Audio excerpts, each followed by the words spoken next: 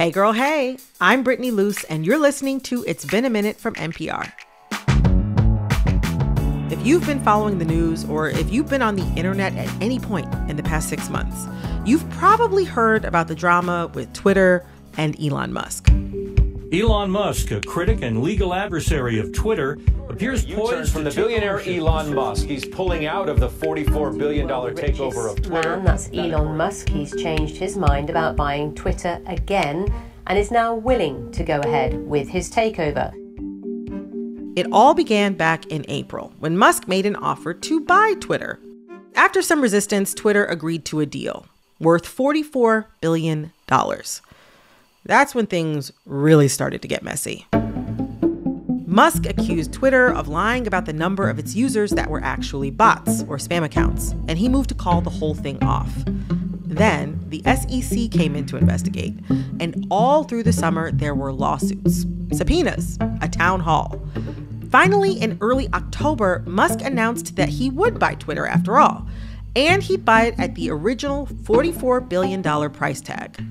Now Musk and Twitter have until October 28th to close the deal, or else Musk may have to testify under oath about his claims that Twitter misled him. I told you it was messy. But here's the thing I can't wrap my head around. Elon Musk is already one of the richest people in the world. Love him or hate him, he's successful, he's famous. He literally launches rockets into space. So why would he get himself into this very public debacle over a social media platform? What's in it for him? Well, I think it's very important for there to be an inclusive arena for free speech where all, Twitter has become kind of the de facto town square. I think those are sincere concerns of his, but I think they also play to the tech bro libertarian who is his... That's Jill Lepore, political historian and the host of The Evening Rocket, a podcast about Elon Musk. And Jill is pretty skeptical of this idea that Twitter is the new town hall. Twitter is a very small version of the electorate, right? Even we're just thinking purely in terms of the United States. But she's even less convinced that Musk would be a good steward of the platform. What about Elon Musk's own personal use of Twitter suggests that he has in mind for this forum democratic engagement, right? I mean, he uses it to promote his brand and to sell products and to become more famous. How is that a model for a new and reformed mode of public discourse? It's just not. Where is the evidence that in his lifetime, Musk has been working towards good government, a more accountable democracy, fairer democratic participation, more civil discourse? There's no evidence of that anywhere in Musk's whole biography. Now, he's a man who reinvents himself, but his interests don't line up in any way with those commitments. So if that's a message that he's sending about what his ambitions are in attempting to acquire Twitter, I think people would do well to raise an eyebrow. You know, I'm glad you keep bringing up politics in regard to this whole Twitter discussion, because if this Twitter purchase is successful, the New York Times predicted that, you know, this sale could help increase Elon Musk's profile, which is already it's a pretty big profile.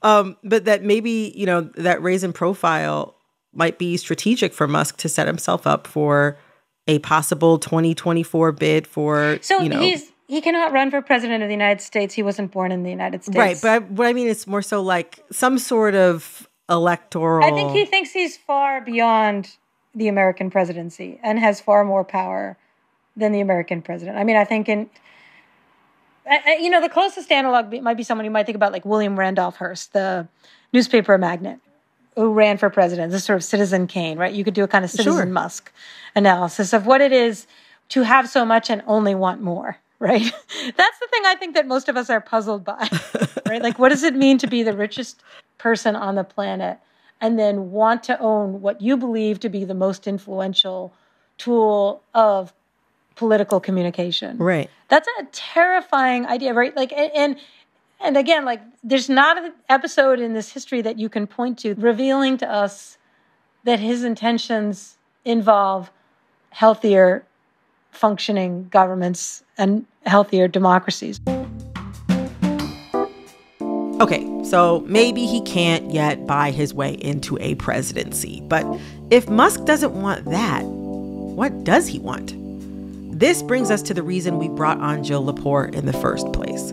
I wanted to break down the mythology of Elon Musk, the one that he's built around himself, the mythology that a lot of people have bought into. How did he craft it? Where is he getting his inspiration? And what's his end game? In a nutshell, what is the myth that you see Elon Musk trying to sell about himself? The story that he tells about his own life is kind of ripped out of the pages of early science fiction. He's a boy wonder, right? He's this kind of boy genius. And there's a whole origin story about Musk in South Africa that involves, writing his first computer game and winning an award for a computer game that he wrote as a boy. He becomes marketed as this figure straight out of comic books. And the version of the story that he's kind of bandying about now is one in which he's the ultimate futurist, right? He is the visionary innovator and engineer / entrepreneur who will bring the light of human civilization to the stars and colonize Mars.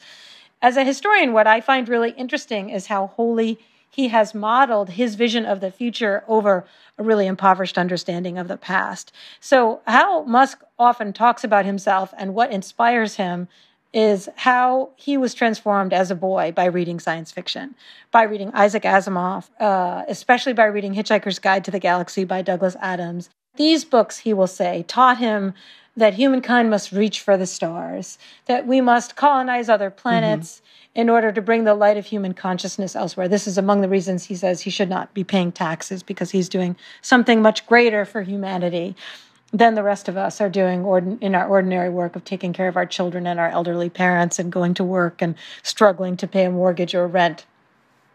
For Musk, his vision of himself is as the hero of a science fiction story from the 1950s, and yet he completely misreads that very science fiction. I want to spend some time on that point. So you brought up Hitchhiker's Guide to the Galaxy. That was also one of my favorite books when I was around the same age. Yeah. I read it in middle school. I loved it. I thought it was hilarious. And I was big into sci-fi also. Different life trajectories, me and Elon Musk. But you pointed out in your podcast, he names a SpaceX ship after the Heart of Gold spaceship that's also in the book. He calls Douglas Adams, the author, one of his favorite philosophers. And yet, as you said, you believe that he misses the mark, misses the point of the book. How does he miss? Yeah, so, in the Hitchhiker's Guide stories, which are comedies, right, with this big BBC radio plays written in the 70s, were an indictment of the widening inequalities of wealth in Britain and around the world. The real bad guys in the story are these super wealthy people who want to build luxury planets where the poor can serve them. And, they were broadcast to South Africa, to Pretoria, where Elon Musk grew up under apartheid in a wholly white community where all the labor was done by Black people living under conditions of profound degradation and deprivation. And Douglas Adams, I think there's pretty good evidence, understood Hitchhiker's Guide as an indictment of apartheid. He had on the manual typewriter with which he typed the plays and later the books, he had a sticker that read "End Apartheid." Hitchhiker's Guide is essentially about the injustice of advanced capitalism, as is much science fiction. If we think about H.G. Wells, right, and The Time Machine, a lot of these science fiction writers they're indictments of colonialism in particular, right? Like, don't go to other planets and make other people your slaves. Wells was a big critic of the British Empire and British imperialism, especially in Africa. So what is Musk on about in the Hitchhiker's Guide? It's like, is he that bad of a reader? Right? Like, there's something about the kind of irony of, like, he is actually the villain of the Hitchhiker's Guide to the Galaxy. Right. He is not Arthur Dent. He's Zaphod Beeblebrox. In the name of people and freedom and democracy, stuff like that, I hereby kidnap myself, and I'm taking the ship with me. Woo! Jeff Bezos is the same way, right? He talks about having read all the science fiction as boys and it inspired, why they wanted to found these rocket companies later in life. But of course, science fiction completely changed around the time that Douglas Adams was writing. You see the emergence of Afrofuturism, or, Sure. someone like Octavia Butler, Ursula K. Le Guin, and, this kind of feminist science fiction, and this sort of interesting kind of transgender way of thinking about alternative universes and possibilities, in which the future involves a lot of suffering. And so when I hear Elon Musk talk about the future, it really sounds to me like a very, very sad version of the past. Coming up, Iron Man meets Elon Musk. The writers of Marvel's Iron Man cited Elon Musk, as you mentioned, as an inspiration for Tony Stark. And you also pointed out, through your work, that the first Iron Man movie came out the same year the Tesla Roadsters were released. Can you talk about how the fictionalized version of Elon Musk in Tony Stark then influenced the real Elon Musk? Yeah, it's sort of an interesting reciprocity. I mean, Iron Man dates to the 1960s when he's created in comic books by Stan Lee. Iron Man, all jets ablaze. He's fighting and smiting with repulsor rays. And Tony Stark, of course, is an arms merchant. So Iron Man is a creature of the Vietnam War. And there's, implicit in the creation of the character something of an indictment of American masculinity and of the war itself. They're kind of pro-war at the start of Iron Man in the early 60s. And then Tony Stark becomes more anguished by what it is that he's doing, selling weapons. But he's injured on a trip to Vietnam. That the original comic book character steps on a landmine, and that's how he ends up needing to have his new heart. In the Robert Downey Jr. movie version, of course, that injury occurs in Afghanistan. But the character is very much updated and kind of wrapped around the idea of Elon Musk, where you can take Tony Stark from the 60s and glue to it the kind of cultural fascination with the Silicon Valley entrepreneur, of which Musk was the best model. And, it is, I don't want to be heard to be somehow discrediting Musk's accomplishments. Like, he has this extraordinary career as a businessman. He goes to Stanford, get a PhD, guy's really, really smart, drops out to found his first company, moves quickly through a series of startups that are extraordinarily successful, and then makes this kind of fascinating move around the time of the first Iron Man, where Musk moves from San Francisco, from Silicon Valley to Los Angeles, and he becomes a Hollywood figure. That you can't really conceive of anyone else doing. Like, you can't conceive of Bill Gates going to live in Hollywood. So there's this kind of interesting trajectory that takes him from the sort of nerdy Silicon Valley inventor guy to Tony Stark with sexy cars and sexy women. Oh, it's good to be back. You missed me. I missed you too. Blow something up. I already did that. It's so interesting. You point out, like, him moving down to Los Angeles kind of as this moment of reinvention and, like, kind of living a type of, like, rock star lifestyle. But, like, that's kind of how I think his fame is regarded. What does it say about our society that Elon Musk has become a celebrity in a similar way to somebody like a rock star?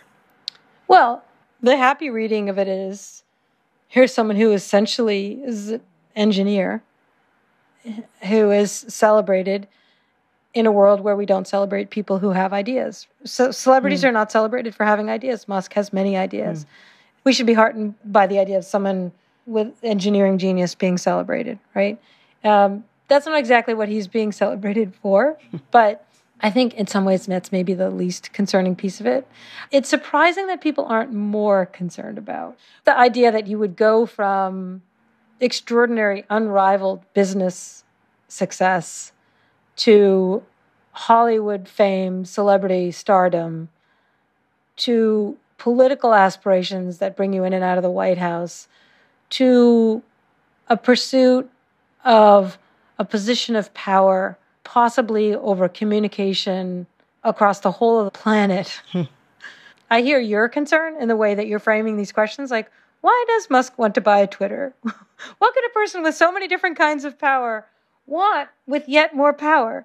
There's a moment kind of early in the Elon Musk becomes Tony Stark era when he's on the Stephen Colbert show. Musk kind of strides on and, with his sexy, iconic look.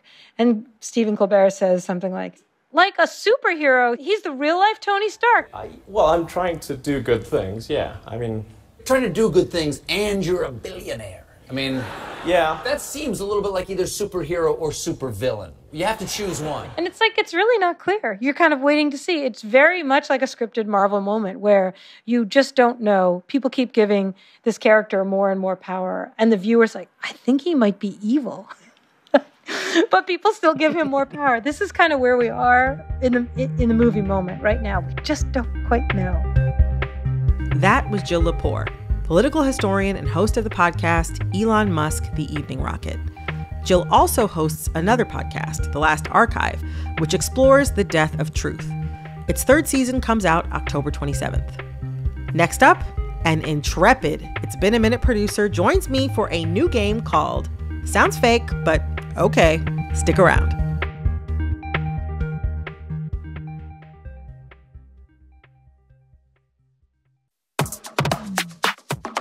Okay, so the game we're playing today is called Sounds Fake, but okay. You know, like when you're at a party and you hear a friend of a friend of a friend bring up the fact that Beyonce is her cousin for the 4th time that night, and you're just kind of like, sounds fake, but okay. Well, that's the spirit of this game. And to play with me, I'm here with our dear It's Been a Minute senior producer, Barton Girdwood. Barton, say hi. Hi, Brittany. Welcome to the show. It's weird being on this side of it. Barton. Well, I think you're already doing a great job. But I'm going to get to this game. So it's very much like another game you might have played called Two Truths and a Lie. But in this version, Barton has 2 stories to try to fake me out. And I'm allowed to ask 2 follow-up questions. Only 2? Only 2. To suss out if it's the God's honest truth or if my coworker Barton is a snake. Yes. Are you a good liar? Just tell me. Are you a good liar? I think I am, but then somehow everyone finds out that I've lied. Sounds like something a good liar would say. All right, Barton, take it away. I was thinking on a theme because most of my personal stories are not shareable. So I dug into another history of mine, which is my career at NPR. So I'll give you the story. When I was an intern for the TED Radio Hour, that's how I started at NPR. Mm-hmm. My former boss, after I was finished with my internship, asked me to house sit for him. And I was like, hell yeah, 1, money, 2, beautiful apartment. Yeah. I've been living in a studio basement apartment, all internship. And went over to his house and he showed me around. He gave me the rules. And then we got to the kitchen and he's showing me his wine and his champagne. And he says to me, and you should have the other interns over for a party. And I was like, hell yeah. And stopped listening. At which point he said something about you cannot have blank, which I fully dumped from my mind and had all the interns over. And then we drank all the alcohol that we had and went to pick alcohol that he had at his place. And I had to choose between the bottle of wine from 2008 or 3 bottles of champagne in the back of the fridge. In my mind, I was like, 2008 seems like a long time ago. That must be expensive. And who would buy 3 bottles of expensive champagne? So we drank all the champagne, had a lovely time, went to bed. 3 days later, I get a text from my boss. Hey, the house looks great. Where's my champagne? No. And I'll leave the story there. What was the brand of champagne? Veuve Clicquot, or however you say it, which is when I learned that is the expensive Why would you champagne. drink 3 bottles of somebody's Veuve? What were you thinking? That's not a question. That was just a rhetorical question. That was not a follow-up. Me asking, what were you thinking? That was not a follow-up. I will say that I went to immediately when I got that text, I did not respond. I went to the liquor store to replace it. And that's when I discovered that's when you found out. I cannot afford more than 1 bottle. So I made him a Post-it note with 3 little bottles of the Veuve Clicquot and crossed 1 out. Which friends did you have over? What were their names? I don't know if I can say their names on air without their permission. You can give code names. You can tell me how many. Let's get some deets. Let's pick it up. 20, 25, maybe. Many of whom still work at NPR, at Planet Money, at All Things Considered, at the TED Radio Hour. Oh, so you this is hot info. You can't share names because careers are at stake, basically, is what you're saying. Exactly. He says he forgave me, but I'm still not sure. This is tricky because under no circumstances would I let someone in their early 20s throw a party in my home. Why would I do that? Let alone leave your expensive champagne in the refrigerator. The situation itself is so implausible that leads me to believe that it's fake, but then it's so implausible and it sounds so fake. I feel like you're trying to psych me out, and so I think that your story is true. It is very true. Former boss, I still plan to buy you the Veuve Clicquot. Wait, you didn't buy it? No, I still haven't. You know what, though? This is good. Accountability. We're opening up. Accountability is going to flow through your life like a mighty stream. All right, Barton, give me story number 2. So, Brittany, for years and years of my life, I covered politics with the NPR politics team.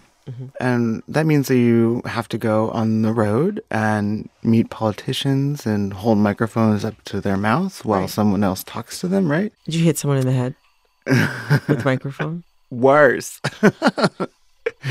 So went up to Capitol Hill with one of the hosts of Morning Edition. It was a very important interview with Bernie Sanders. And Steve Inskeep and Bernie were sitting there, and I was on my knees in front of Bernie setting up his microphone. Right. And Steve cracks a really good joke. And Bernie starts laughing, and I start laughing. And as a very flamboyant man who likes to throw his hands around and gesture wildly and, like, you know, touch people, like, my hand went to Bernie Sanders' knee. Immediate silence. We look at each other straight in the eyes, and I'm like, oh my God, what have I done?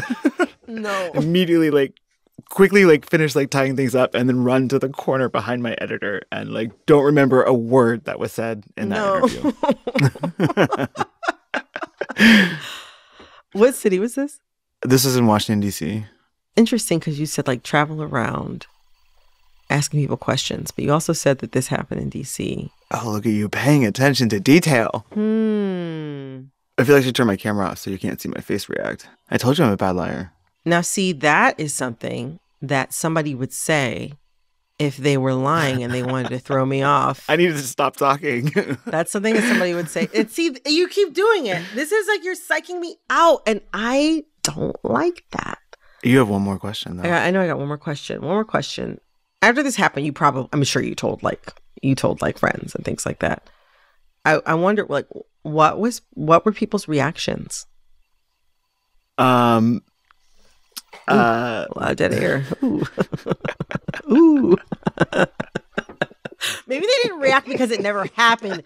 Because you're lying and this sounds fake. It's fake, but only part of it. Wait. Only part of it's fake? So you did catch on to the lie in that I did travel around the country and I did interview Bernie Sanders on the road in 2019. But the person's knee that I touched was not Bernie Sanders. It was instead House Leader Paul Ryan. Like, for some reason, I feel like that makes it worse. It's so much worse. Oh, no. The look in his eyes, the terror in my eyes, the terror in his eyes.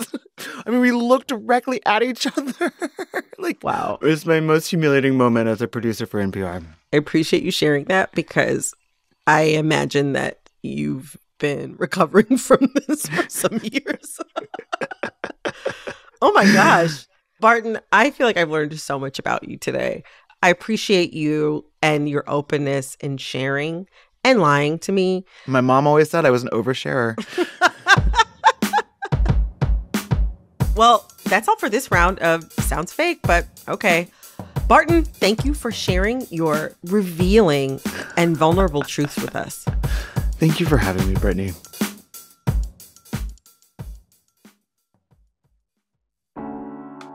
This episode was produced by Barton Girdwood, Jessica Mendoza, Liam McBain, Janet Woo-Jong Lee, Jamila Huxtable. Engineering support came from Joby Tonseko.